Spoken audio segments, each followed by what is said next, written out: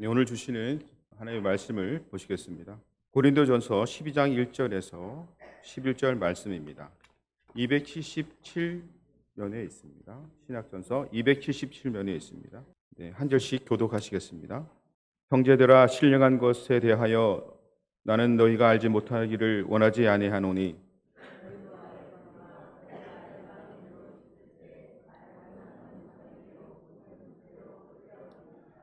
그러므로 내가 너희에게 알리노니 하나님의 영으로 만하는 자는 누구든지 예수를 저주할 자라 하지 아니하고 또 성령으로 아니하고는 누구든지 예수를 주시라 할 수 없으리라. 직분은 여러 가지나 주는 같으며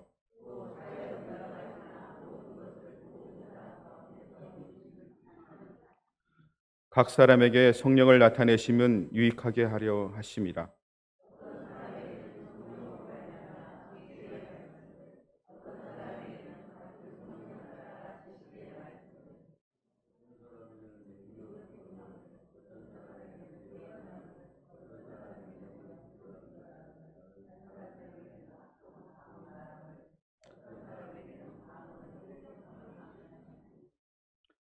이 모든 일은 같은 한 성령이 행하사 그의 뜻대로 각 사람에게 나누어 주시는 것이니라.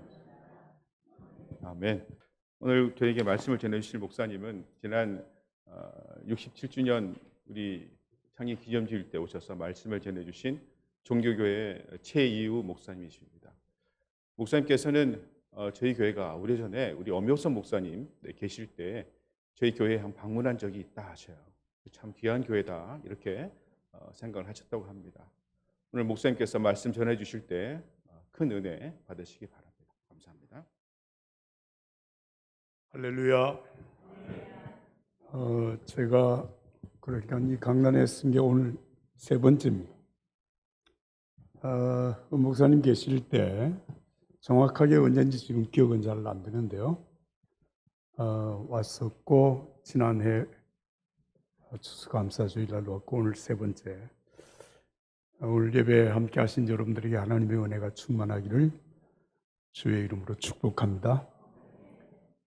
이제 담임 목사님이 지금 안식월을 갖고 계시고 네팔의 단기 선교 중에 계시다 그렇게 말씀을 들었는데 담임 목사님이 돌아오시는 날까지 제가 오늘부터 4주간 여러분들에게 말씀을 전하겠습니다. 가십니까? 여러분들이 허락하셔야 제가 할 수 있을 것 같습니다. 하나님께서 오늘과 그리고 앞으로 4주간 동안 큰 은혜 주시기를 간절히 기도합니다. 요즘 우리가 사는 시대는 참 편리한 시대가 되었습니다. 참 풍요로운 삶을 우리가 살고 있죠.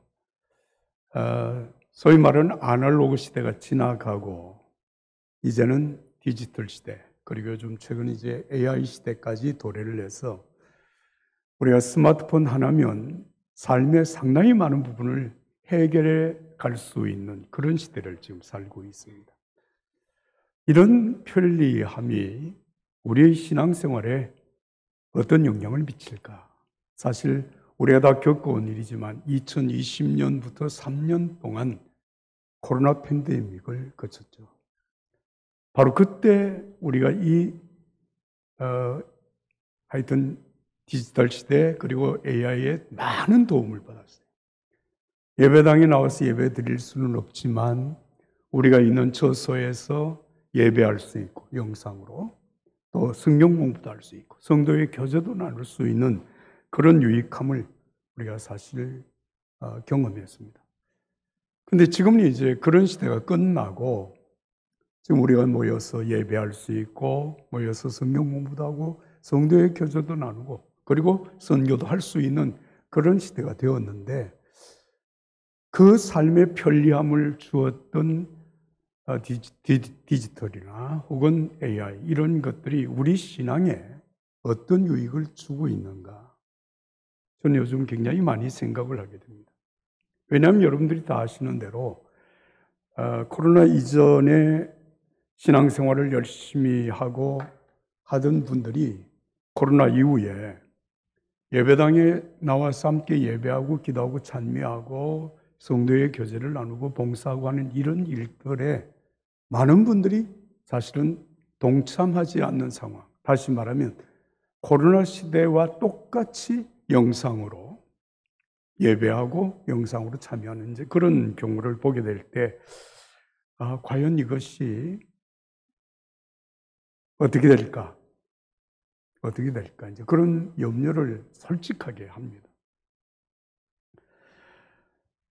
사실은 여러분, 우리가 지금 신앙생활을 하고 있는 이 신앙, 믿음, 이 믿음은 어느 날 하늘에서 떨어진 것도 아니고 땅에서 솟아난 것도 아닙니다.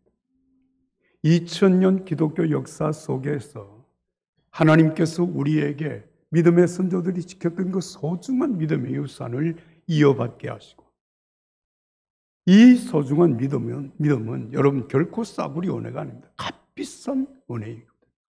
이 은혜를 우리가 받아서 오늘 믿음을 지키고 하나님의 자녀로 살아가게 되는 것입니다. 제가 최근에 여러분들에게 제 경험을 하나 먼저 드리고 말씀을 드리고 싶습니다. 지난 2월 13일 날 제가 치과병원에 가서 오른쪽 아래 어금니 하나를 발치를 했어요. 의사가 처방해 준 약을 먹었는데도 이 통증이 가라앉지 않는 거예요. 그래서 저녁에 잠을 자야 돼. 잠을 잘 수가 없어요. 누워 있어도 아프고 너무너무 힘들어요. 그래서 의자에 앉은 채 새벽 4시까지 잠을 전혀 자지 못하고 고통과 실험을 하고 있었어요. 그렇다고 해서 의사가 처방해 준 약은 하루에 한 번을 먹게 되어 있는데 그걸 2번, 3번 먹을 수도 없고, 그렇게 앉아서 고통과 실험을 하고 있는데 갑자기 제 마음속에 이런 생각이 든 거예요. 나는 지금 어금니 하나를 발치한 것 때문에 이렇게 고통스러워하고 있는데, 나를 구원하시기 위하여서 예수님이 십자가에 매달린 그 고통은 얼마나 심했을까? 얼마나 컸을까?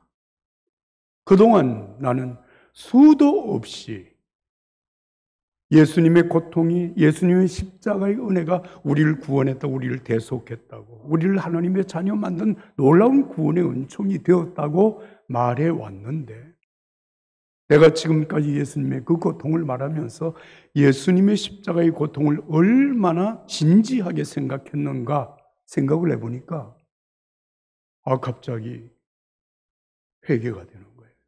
주님, 참 제가 너무 죄송합니다. 내가 그렇게 많이 예수님의 십자가의 대속의 은혜, 주님의 고통을 내가 말을 하면서도 예수님의 고통을 너무 피상적으로 생각하지 않았는가? 주님 죄송합니다. 나는 지금 이빨 하나, 이 치아 하나를 발치하고 난 다음에 이렇게 고통스러워하면서 잠을 자지 못하고 있으면서 주님의 십자가의 고난을 깊이 생각하지 못한 것을 회개하는 동안에 눈물이 흐르고, 그러면서 기도를 하는 중에 나도 모르게 잠이 들었습니다. 그리고 잠이 깨니까 아침 6시경이 되었습니다. 제가 이 경험을 하면서 정말 내가 받은 주님의 은혜가 얼마나 소중한 은혜인가. 예수님의 십자가의 고난 때문에 그 십자가의 은혜로 말미암아 내가 구원을 받고 죄 사함을 받고 하나님의 자녀가 되었다고 하는 이 사실이 얼마나 귀한 은혜인데, 나는 그것을 하나님의 사랑으로 마땅하게 당연하게 생각하고 그 고통을 그렇게 깊이 생각하지 못했던 나를 하나님 용서해 주십시오. 사랑하는 여러분, 우리가 받은 그 은혜의 가치가 얼마나 소중한가라고 하는 사실을 깨닫는 만큼 나는 그 믿음을 소중히 지키고, 그리고 그 믿음의 삶을 소중히 살아갈 수 있습니다. 그렇다면 하나님께서 우리의 온전한 구원을 위하여서 우리에게 베푸신 은혜는 무엇일까? 오늘 이 본문의 말씀을 중심으로 해서 여러분들에게 말씀을 드리고자 합니다. 먼저 여러분, 오늘 이 3절의 말씀, 여러분 다 같이 성경을 펴서 3절 말씀을 함께 읽도록 하겠습니다. 시작. 그러므로 내가 너희에게 알리노니 하나님의 영으로 말하는 자는 누구든지 예수를 저주할 자라 하지 아니하고 또 성령으로 아니하고는 누구든지 예수를 주시라 할 수 없느니라. 할렐루야. 여러분, 예수님은 저주를 받아 십자가에 죽으신 것이 아니라 나의 죄를 대속하시기 위하여 십자가를 지신 우리의 구원자이십니다. 여러분, 이 믿음으로 우리가 하나님의 자녀가 된 것입니다. 사랑하는 여러분, 우리의 이 믿음을 부모로부터 물려받았다, 그런 사람이 있습니까? 돈을 주고 샀다? 아닙니다. 여러분, 우리가 연구를 많이 했더니 이게 구원의 진리로구나, 그렇게 깨달아서 우리가 예수 믿고 구원받은 것 아니에요. 여러분, 내가 예수 믿기로 하고 내 삶을 깨끗이 정리하고 정말 경건하게 거룩하게 살아감으로 말미암아 여러분, 내가 얻은 자격증도 아닙니다. 구원은 전적으로 하나님의 은혜입니다. 예수님께서 어느 날 가이사랴 빌립보 지역에서 길을 가시다가 제자들에게 질문을 하죠. 야, 사람들이 나를 누구라고 하냐?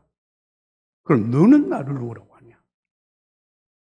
너는 나를 누구라고 하냐? 이 질문에 베드로가 나서서 대답을 했죠. 주는 그리스도시요 살아계신 하나님의 아들이십니다. 예수님이 그 대답을 들으신 이후에 지체하지 아니하고 베드로에게 말씀하십니다. 너는 복이 있다. 이것을 너에게 알게 한 이는 혈육이 아니요 하늘에 계신 내 아버지시다. 아멘. 여러분, 우리의 구원은 예수님이 그리스도라고 하는 사실을 알게 하고 믿게 하신 하나님의 은혜입니다.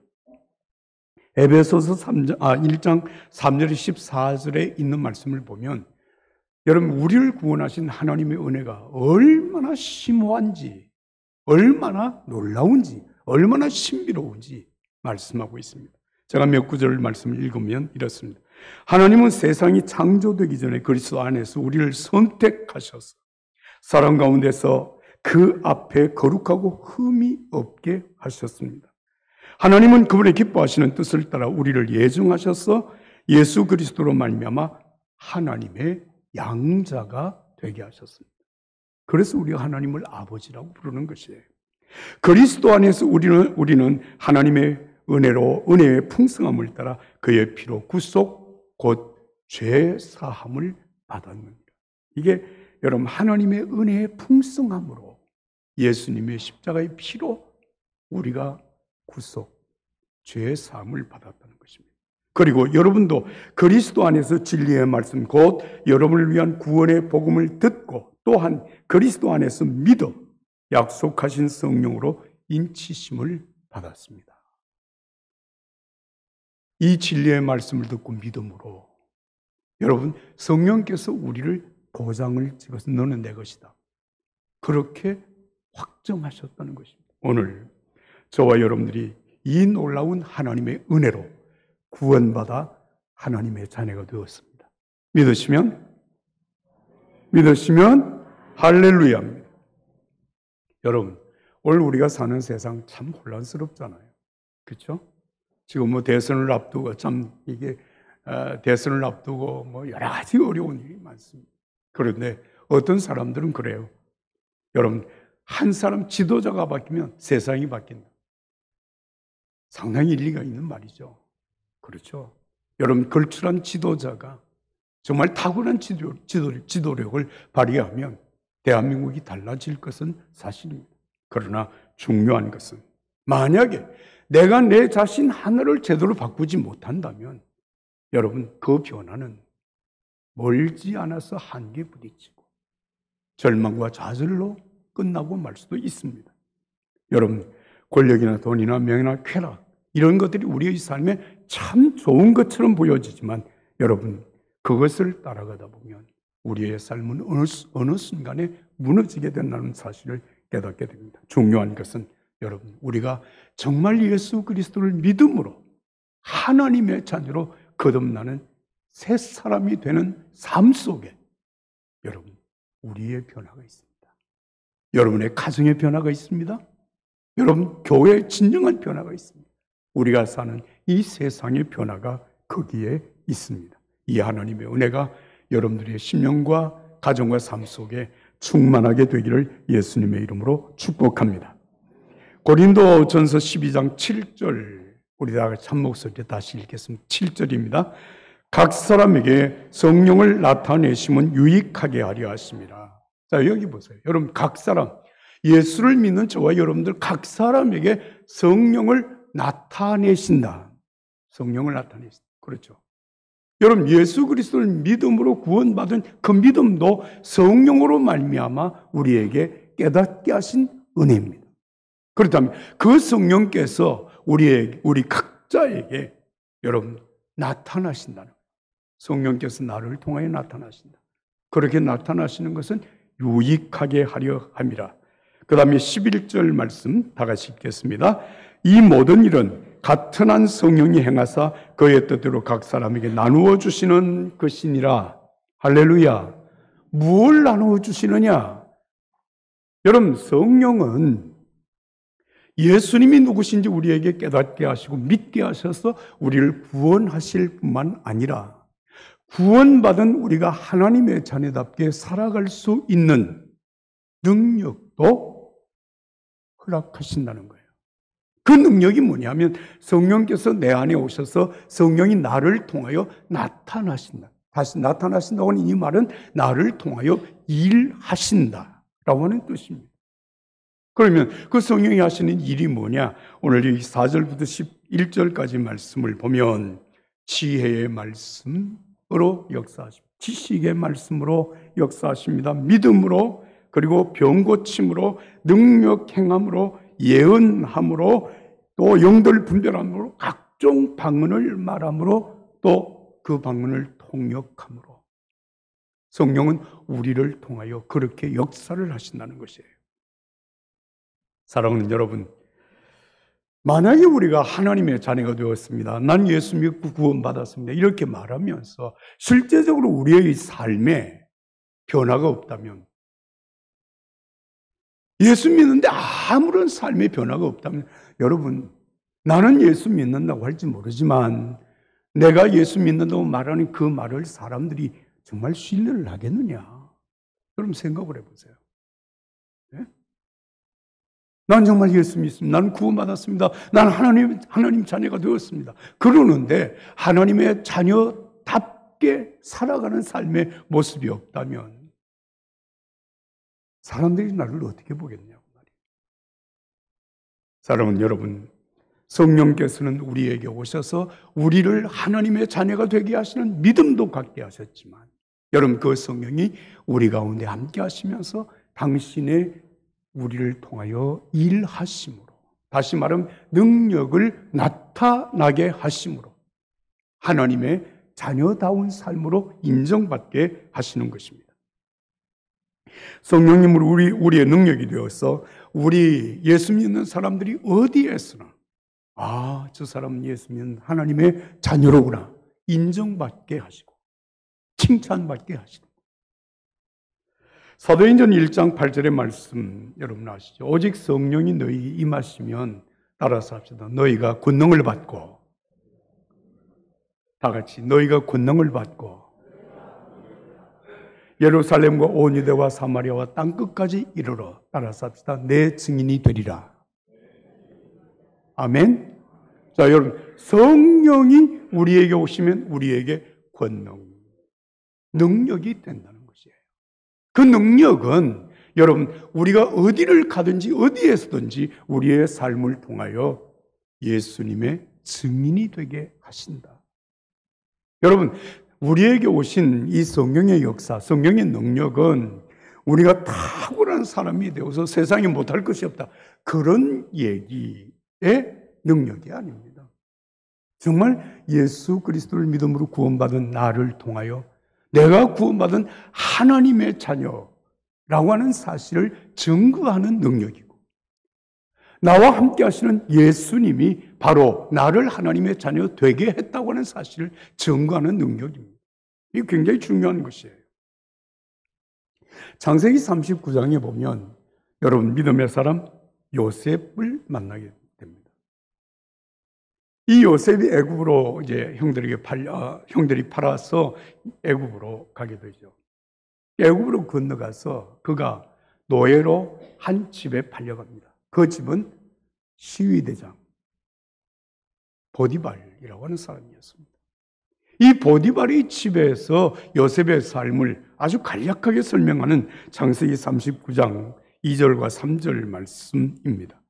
여호와께서 요셉과 함께 하심으로 그가 형통한 자가 되어 그의 주인 애굽 사람의 집에 있으니 그의 주인이 여호와께서 그와 함께 하심을 보며 또 여호와께서 그의 범사에 형통케 하심을 보았더라. 여러분, 요셉을 형통케 하신 것, 그것은 바로 함께 하시는 하나님이셨다. 하나님이 그와 함께 하심으로 요셉이 형통한 자의 삶을 그 가정에 노예 생활을 하면서 보여지니까 그 주인이 요셉과 함께 하시는, 따라서 합시다, 하나님을 보았더라. 누가? 주인 보디발.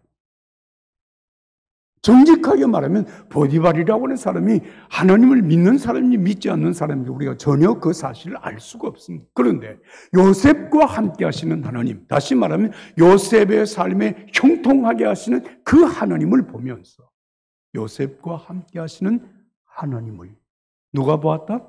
보디발이 보았다는 것입니다. 사랑하는 여러분, 성령은 정말 우리 속에 함께 계실 뿐만 아니라, 그래서 믿음으로 하나님의 자녀로 살아가게 할 뿐만 아니라 하나님의 자녀답게 살 수 있는 능력을 나타나게 하셔서 유익하게 하십니다. 할렐루야. 제가 처음 목회를 시작한 것이 1977년도 4월이었습니다. 그때 제 나이가 26살. 만으로 하면 25살이에요. 지금 제가 나이가 몇인지 알겠죠?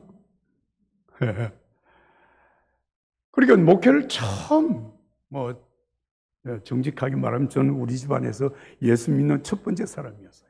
물론 다 이제 장로님 되시고 권사님 되시고 그렇게 다 됐지만, 그런데 교회에 처음 목회를 나갔는데 제가 뭘 알겠어요? 목회 경험 아무것도 없는 천연병. 그런데 여러분, 놀라운 일들이 일어나는 거예요. 여러분, 제가 이 얘기를 하면 야, 목사님께 기도받으면 놀라운 역사가 일어나겠다 이렇게 생각해서 기도받기를 원하는 사람들이 생기더라고요. 여러분, 결혼해서 아기를 갖지 못한 지 수년이 되어진 가정에 가서 그 가정을 위해서 간절히 기도하면 부부가 아기를 낳는 거예요. 한 번은 너무 가뭄이 계속되니까 사택 뒤에 펌프가 있었는데 펌프에 물을 아무리 붓고 펌프질을 해도 물이 나오지 않아요. 물이 다 말라버린 거예요. 그런데 그 펌프를 붙들고 기도하면 물이 나올까요? 물이 나오는 거예요. 콸콸 쏟아져 나와요.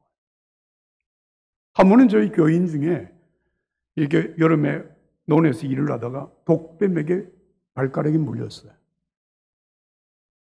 마침 제가 그 시간에 그 교인 집에 신방을 갔습니다. 그렇게 연락을 받고 간 게 아니라 제 아내와 함께 신방을 갔는데 이분이 이렇게 자기 마루에 이렇게 걸쳐 앉아 있는데 다리가 팽팽하게 부어요. 그 독이 이제 올라가는 거예요. 그게 물려서 논에서 집에 나온 지 얼마 되지 않은 상황, 그때 이제 신방을 간 거거든요. 어떻게 되었을까요?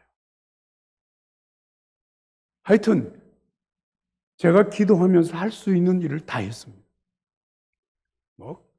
칼을 빌려와가지고 면도칼 빌려와서 찢어가지고 입으로 빨고 하여튼 다 했습니다.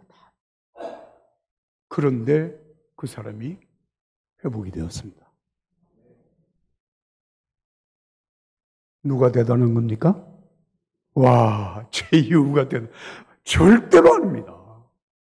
저를 통하여 성령께서 역사하신 것입니다. 여러분, 그렇게 되니까 여러분 동네 사람들이 최이우 전도사, 최이우 전도사, 그때 전도사였어요. 전도사가 하나님이 함께 하신다 생각하는 거예요. 내 사역 삶을 통하여서 여러분 예수님이 사람들에게 전해지는 통로가 되게 하신 것이었습니다. 사랑하는 여러분, 우리가 기도하며 믿음으로 일할 때 내가 대단해서 대단한 역사를 일으켜가는 것이 아니라 나를 통하여 나와 함께 계시는 성령께서 일하심으로 이루어지는 결과들인 줄로 믿습니다. 사랑하는 여러분, 능력 있는 그리스도인이 되기를 원하십니까? 사람들에게 업신여김을 받지 아니하고 사람들에게 인정받고 존중히 여기며 살기를 원하십니까? 성령으로 충만하게 되기를 주의 이름으로 축복합니다. 마지막으로 제가 여러분들이 오늘 읽지 않은 본문의 말씀에 없는 갈라디아서 5장 22절과 23절 말씀을 읽겠습니다. 갈라디아서 5장 22절, 23절입니다. 오직 성령의 열매는 사랑과 희락과 화평과 오래 참음과 자비와 양성과 충성과 온유와 절제니 이 같은 것을 금지할 법이 없느니라. 오직 성령의 열매. 자, 이 말은 무슨 말인가 하면 여러분, 성령이 우리에게 오셔서 예수님이 누구라고 하는 사실을 깨닫게 하고 믿게 하시면 우리가 그 믿음으로 구원받아 하나님의 자녀가 된다고 말씀드렸어요. 그 믿음으로 우리 속에 오신 예수님께서, 예수님께서 우리에게 성령의 능력을 나타나게 하심으로 하나님의 자녀답게 살게 하십니다. 그래서 그 삶을 통하여 여러분 사람들에게 인정을 받고 존중이 여김을 받고 칭찬을 받게 된다고 말이에요. 그런데 여러분, 성령의 역사는 거기에서 끝나지 않습니다. 성령은 우리를 그렇게 능력 있게 살게 하실 뿐만 아니라 성령은 우리의 존재까지, 우리의 인격까지 완전히 새롭게 하십니다. 여기 오늘 성령의 열매, 사랑, 희락, 화평, 오래 참음, 자비, 양선, 충성, 온유, 절제, 이걸 우리가 성령의 9가지 열매라고 말을 하는데 이 성령의 9가지 열매는 한마디로 말을 하면 성령님의 성품이고 예수님의 인격입니다. 그러니까 여러분, 우리와 함께 하시는 성령께서 우리 속에 우리의 주님이 되시는 예수님의 인격이 구원받아 하나님의 자녀로 살아가는 저와 여러분들의 삶을 통하여 나타나게 된다는 것이에요. 참 놀라운 은혜입니다. 고린도후서 5장 17절의 말씀이죠. 누구든지 그리스도 안에 있으면 새로운 피조물이라. 이전 것은 지나갔으니 보라, 따라서 합시다. 새 것이 되었도다. 새 것이 되었도다. 나는 그리스도 예수를 믿음으로 새로운 존재가 되었다. 그렇게 말씀하시는 거예요.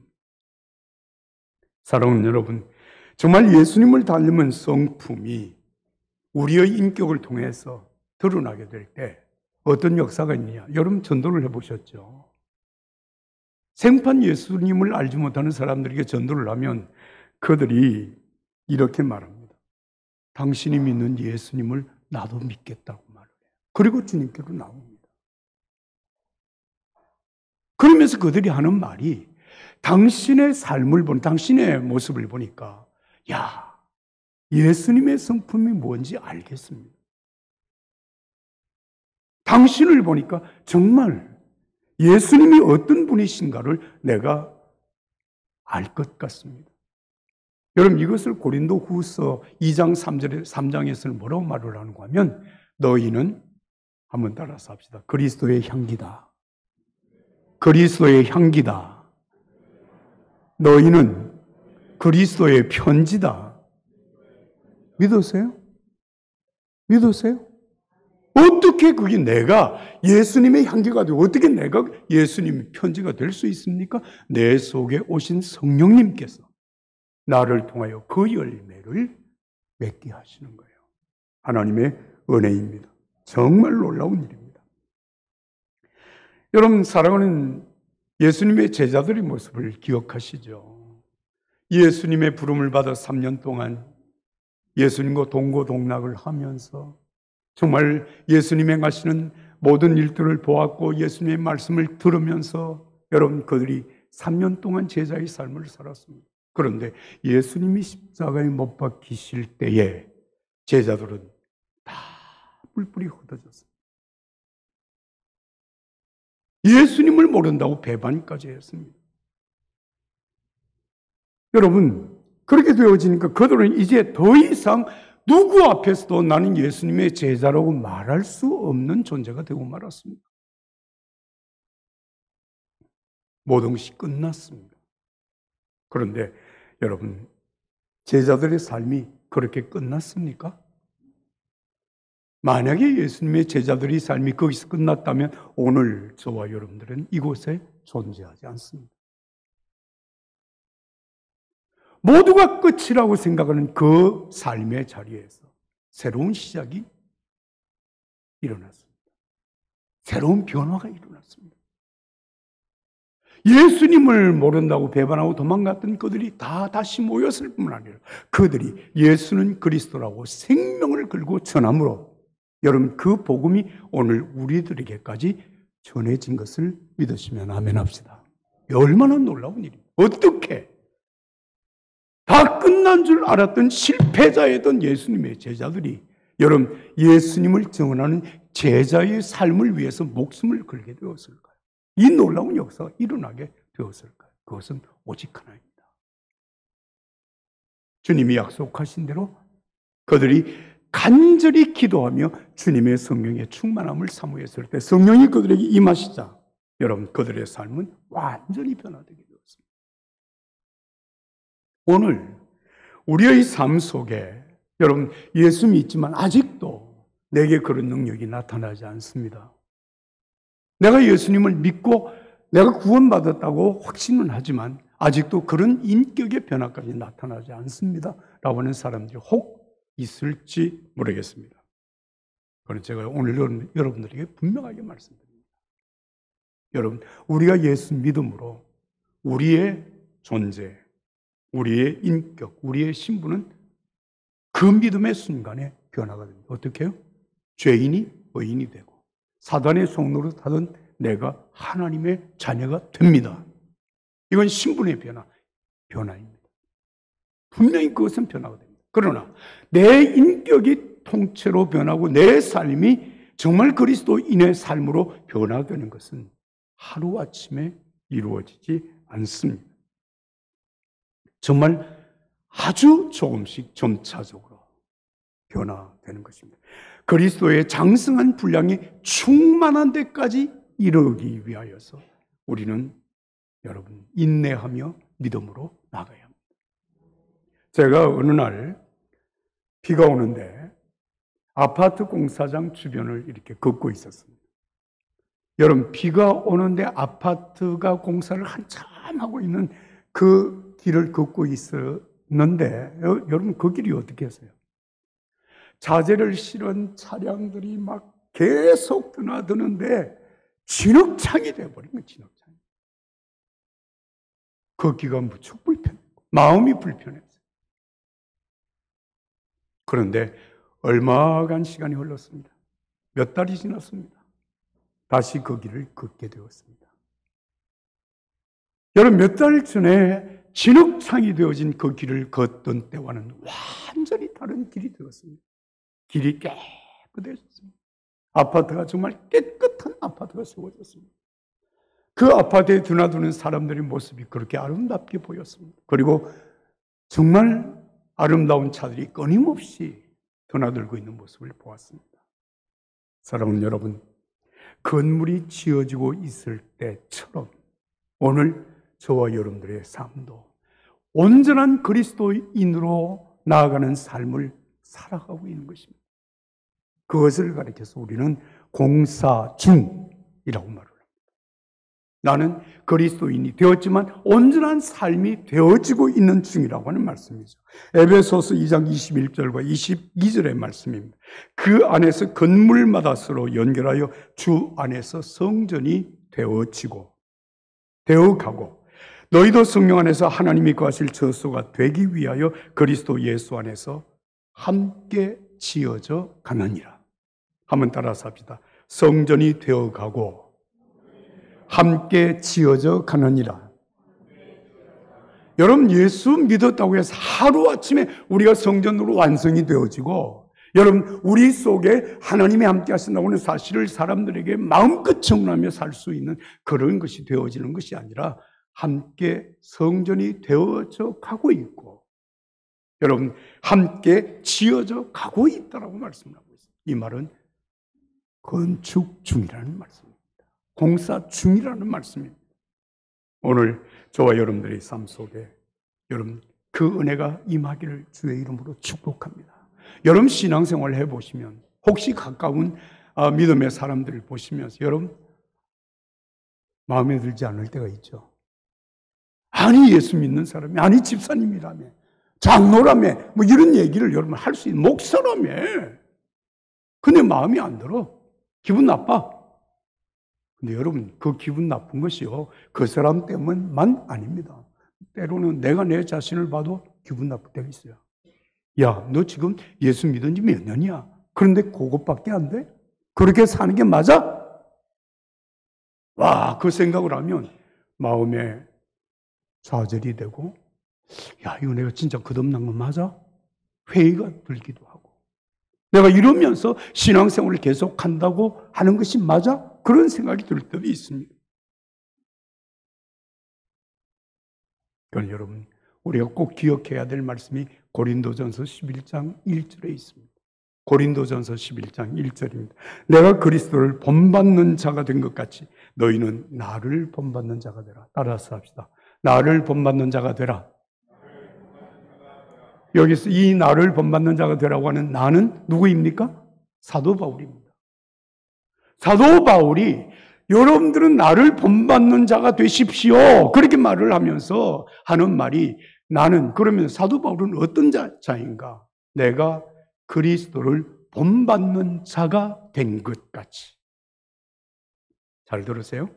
내가 그리스도 예수를 본받고 있는 자가 된 것 같이 여러분들도 나를 본받는 자가 되십시오. 무슨 얘기입니까? 본받았다. 본받은 나를 본받으라 그런 말을 하지 않습니다. 본받고 있다. 진행형입니다.